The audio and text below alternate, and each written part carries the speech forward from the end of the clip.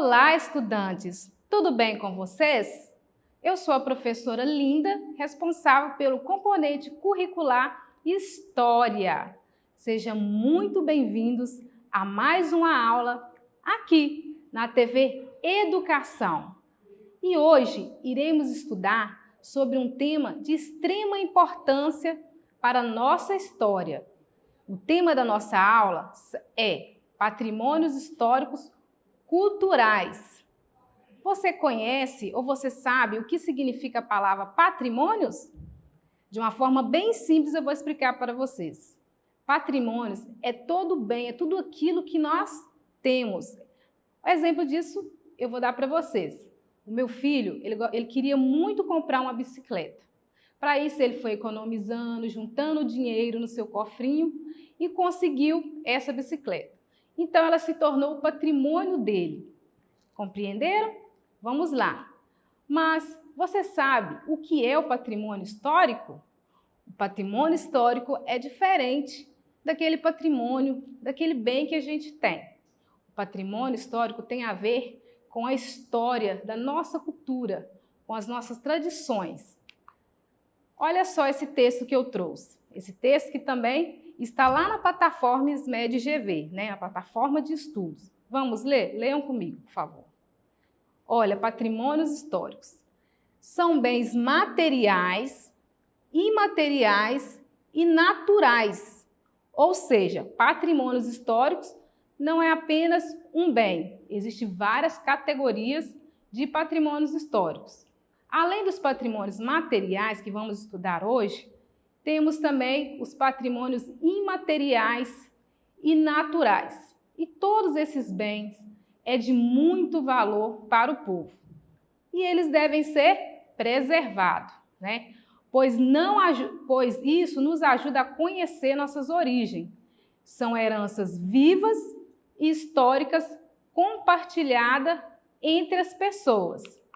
Vamos ver? Os patrimônios históricos. Nós vamos estudar e vamos aprender o que é os patrimônios materiais. Isso mesmo. Vão anotando aí. Depois nós vamos também estudar sobre os patrimônios imaterial. E por último, o patrimônio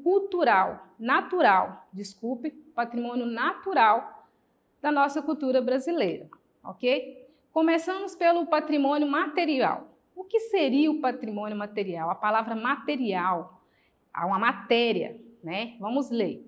Muito do que os seres humanos produziram no decorrer do tempo são chamados de patrimônios materiais. Por exemplo, os objetos, documentos, monumentos, obras de arte, fotografias, sítios arqueológicos e cidades históricas.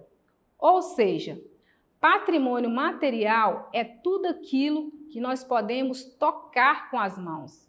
É todo material palpável, ok? Entre eles, eu vou apresentar para vocês o Cristo Redentor. Alguém conhece? Você já viu essa imagem, essa escultura em algum lugar, em algum filme? Pois é, o Cristo Redentor, em 2007, ele foi considerado uma das 7 novas maravilhas do mundo. Ele está localizado lá na cidade do Rio de Janeiro, no alto do Morro do Corcovado. Lá nesse local recebe milhares de turistas o ano inteiro para poder visitar esta estátua, que é de grande importância. E ela é o patrimônio material da nossa cultura, do nosso Brasil. Esse é o nosso patrimônio, ele é concreto. Compreenderam? Outro patrimônio que eu vou mostrar para vocês são o patrimônio que está situado. Na primeira imagem eu mostrei para vocês, apresentei o Cristo Redentor. E nessa eu irei mostrar para vocês outro patrimônio, que é a cidade, uma cidade, isso mesmo. E vocês sabem onde é que está localizada essa cidade? Aqui pertinho, em Minas Gerais, em Ouro Preto. Ouro Preto foi a primeira cidade brasileira a ser elevada a patrimônio mundial da Unesco. Isso mesmo. Essa cidade, se algum dia você tiver a oportunidade de conhecer, de fazer uma visita pelas ruas, quando você anda pelas ruas da cidade de Ouro Preto, você observa, você percebe toda a cultura dessa cidade. A cultura está presente nas casas onde tem eiras, com essas eiras e beiras. E além das casas, você percebe, né, esse patrimônio nas igrejas. Inclusive, algumas igrejas de Ouro Preto são decoradas com ouro. Isso mesmo. Essa cidade histórica, que fica bem aqui pertinho, foi construída com a ajuda dos escravos. Exatamente, os escravos entravam nas minas, no subsolo dessa cidade e fazia a extração do ouro que era levado para o país lá em Portugal, levado para outro país. Além da cidade de Ouro Preto, também tem outra cidade que é bem pertinho também de Ouro Preto, que tem um santuário, né? Esse santuário é uma igreja belíssima, que é o Santuário de Bom Jesus do Matozinhos, que também é patrimônio da humanidade. E o mais incrível, o que mais chama atenção nesse patrimônio, observem aqui, são essas 12 estátuas, que representam os 12 profetas. Essas esculturas, vocês acreditam, observe só, não dá nem para acreditar como essa estátua ela foi esculpida na pedra, exatamente. E um grande artista que muita gente conhece, que é famoso no mundo inteiro, conhecido como Aleijadinho. Ele esculpiu todas essas estátuas. São 12 estátuas representando os 12 profetas. Observem só. Esse também é um patrimônio material do nosso país, o patrimônio nosso, ok? E outra coisa, acabei de falar sobre o patrimônio material, agora irei entrar sobre o patrimônio imaterial. O que seria o patrimônio imaterial?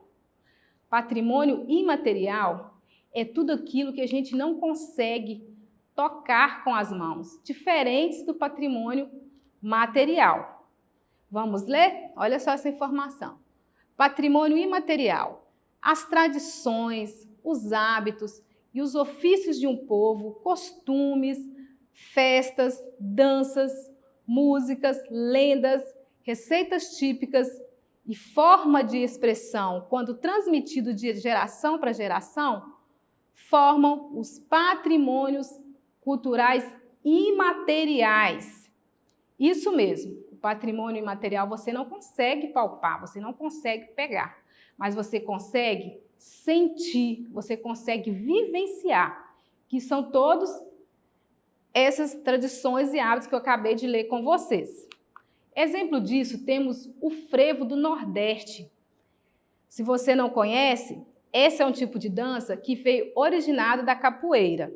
No finalzinho do século XIX, a capoeira era proibida. Então, os capoeiristas, quando faziam rodas de capoeira e percebiam que os policiais estavam chegando, o que eles faziam? Eles começavam a mudar de passo. Eles começaram a inventar novos passos para poder despistar os policiais. Então, esses novos passos deu origem ao frevo, exatamente. E a palavra frevo, dizem que quando as pessoas começaram a pular, pulava de muita alegria, né? Que essa dança a gente vê, ó, que é uma dança que tem muito ritmo, que pula. Pois é, nessa dança, frevo, parecendo que a pessoa estava fervendo de alegria. Então, por isso, a palavra frevo. E frevo se tornou patrimônio imaterial do nosso país, ok? Agora vou te falar uma coisa. Você gosta de comer um queijinho pela manhã, no café da manhã, com um dedinho de café? Quem é mineiro aí e que não gosta de queijo, nem é mineiro, nem pode falar que é mineiro, né? Por quê? O queijo, vocês acreditam que o queijo, o modo artesanal de fazer o queijo Minas, ele foi colocado num documento que é o Livro de Registro dos Saberes, Isso mesmo, o modo artesanal de fazer queijo nas regiões do Cerro e da Serra da Canastra e do Salitre, em Minas Gerais, foi escrito no Livro de Registro dos Saberes no julho de 2008. Esse bem material constitui um conhecimento tradicional e um traço marcante da identidade cultural dessas regiões. As bases originais do modo de fazer queijo vêm da tradução portuguesa e que foi, complementada aqui em Minas Gerais. Antigamente, quando chegou esse hábito de fazer queijo, ele era servido apenas para... Ele era um alimento servido apenas para as famílias mineiras. Depois, eles começaram a vender esse queijo para outras regiões. Então, por muito tempo, o queijo, esse modo de fazer queijo era apenas para a alimentação da família, ok? E essa cultura de modo de fazer queijo é tão forte, tão presente, como eu acabei de dizer, que ela foi constituída, registrada no Livro de Saberes, ok? E outro patrimônio que eu acredito que muitos conhecem, que você já deve ter visto, Você que mora aqui em Valadares, abra a janela, olha lá para o lado da Ibituruna. Você já consegue identificar o nosso maior patrimônio cultural, natural da nossa cidade. E o que seria o patrimônio natural? Vamos ver aqui. O patrimônio natural ele é constituído pela variedade de paisagem que compõe a flora e a fauna. São as reservas e monumentos naturais, parques e santuários de vida selvagem. Um dos patrimônios naturais que nós temos, que foi tombado como patrimônio, é o Parque Estadual do Rio Doce.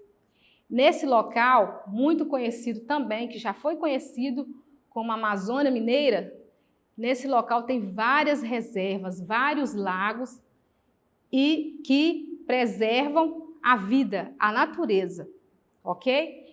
Nesse local também, não sei se vocês conseguem perceber a quantidade dessa mata atlântica, a Mata Atlântica, que hoje em dia é preservada, é local de estudos e pesquisas.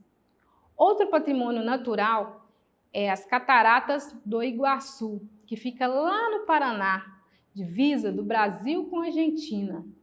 Pessoal, tá vendo essa cachoeira aqui? São mais de 270 corpos d'água. Olha só para vocês verem. Olha que bonita as pessoas aqui, vendo aqui essa cachoeira escorrendo, descendo, indo direto ao Rio Iguaçu. Dizem, eu nunca visitei esse local, mas dizem que a água é tão forte, mas tão forte, que o chão, ele treme continuamente. Vocês acreditam? Olha que natureza maravilhosa, não é verdade? Eu gostaria muito, se eu tiver uma oportunidade, de visitar esse local, esse patrimônio natural do nosso país. O nosso patrimônio natural, ele é diverso, tanto na fauna quanto na flora. Observe para vocês verem esse ipê amarelo. Olha só os rios, olha só o mar, olha só os animais, o tucano, a onça, o cervo. Gente, nosso país é um país maravilhoso, não tem outro país como o nosso. Vou confirmar aqui nesse texto que eu peguei lá na plataforma para vocês. Leiam comigo. Nosso país é rico em matas e florestas. A natureza é viva por todos os lados. As imagens que vimos anteriormente nos comprovam isso. O Brasil é composto por vários biomas e riquezas naturais que abrigam infinidade de espécies da fauna e da flora, uma variedade de quantidade expressiva de animais e plantas, de água doce e salgada, de sol, montanhas, planaltos, rios e mar. Enfim, recursos naturais valiosos e de imenso valor que poucos países têm. Ou seja, Nós somos privilegiados. E se tratando de diversidade, temos muitas riquezas a explorar. Pois é, acabei de mostrar para vocês todos os patrimônios históricos. Agora, o patrimônio pessoal, o maior patrimônio de todos que temos é a nossa família. Não há dinheiro no mundo comparado ao amor dos nossos filhos, esposo, né? Dos nossos avós. Não há nada nesse mundo. O maior patrimônio que nós temos é o patrimônio pessoal, que vai além de um carro, de uma casa, de uma bicicleta, de um videogame, vai muito além, ok?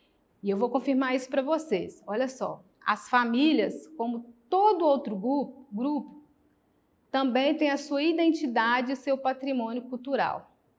A herança de uma família vai além dos meros bens econômicos, foi o que eu acabei de dizer.